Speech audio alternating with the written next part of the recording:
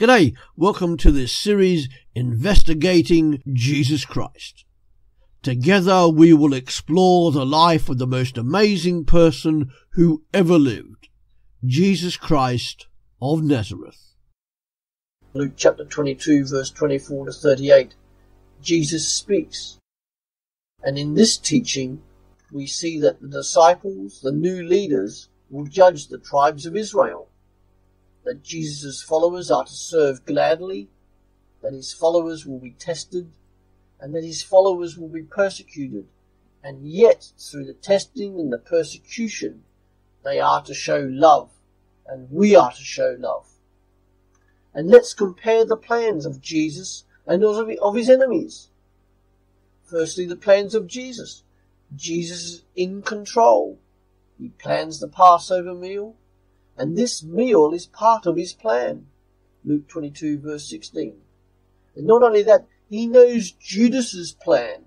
Luke 22 verse 21 to 22.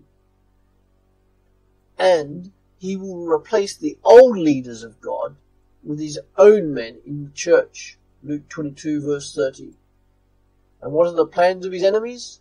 They plotted to kill Jesus. Luke 22 verse 2. Arranged for Judas to betray Jesus. Luke 22 verse 3.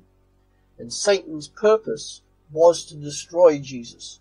Luke 22 verse 3 and 31.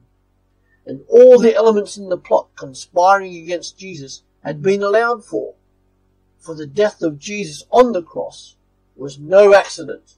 1 Peter 1 verse 18 to 21. For you know that it was not with perishable things such as silver or gold that you were redeemed from the empty way of life handed down to you from your forefathers, but with the precious blood of Christ, a lamb without blemish or defect.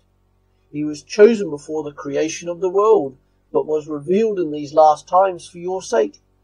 Through him you believe in God, who raised him from the dead and glorified him, and so your faith and hope are in God. And this new covenant, this new meal, is in order to remind all his followers in every age about the work of Jesus Christ on the cross. This new covenant, Jesus claims that in his death was spoken about by Jeremiah in Jeremiah 31 verse 33 to 34. It was a new covenant in which God's people will be able to know him intimately, for their sins will be forgiven. That's it. Come back every day to Partakers podcasts to learn more about how you can live as a disciple of Jesus Christ in the 21st century. See you later.